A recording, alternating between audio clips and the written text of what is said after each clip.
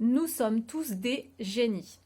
Aujourd'hui, je vais te faire une très courte vidéo dans laquelle je vais te lire un post que j'ai écrit récemment sur les réseaux sociaux. Parce que si tu me connais déjà, tu dois savoir que je suis pas très à l'aise en vidéo et que je le suis beaucoup plus à l'écrit. Donc si ça t'intéresse, d'ailleurs, tu peux aller visiter mon compte Instagram. Je te mets le lien juste en dessous et je te mettrai aussi en dessous de la vidéo le lien où tu pourras également me retrouver sur Facebook.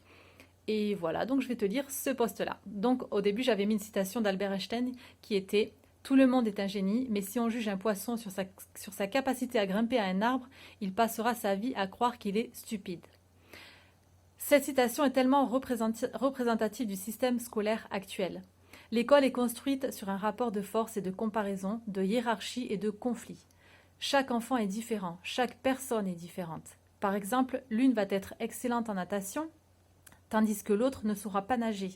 Est-ce que cela signifie que celle qui ne sait pas nager est nulle? Pourtant, celle qui ne sait pas nager est championne de judo. Un enfant va être excellent en anglais, tandis qu'un autre n'y comprendra rien. Peut-être que l'un a des parents bilingues ou qu'il est parti aux États-Unis, tandis que l'autre n'a pas cet avantage.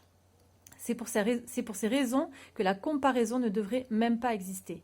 Aucun enfant n'est comparable. Personne n'est comparable. Comment peut-on dire à un enfant qu'il est nul de par ses résultats scolaires?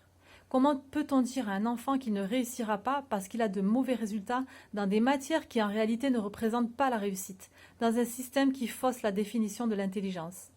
L'échec scolaire est en réalité l'échec à être prêt à rentrer dans le moule, prêt à être condamné à vivre en salarié esclave toute une vie.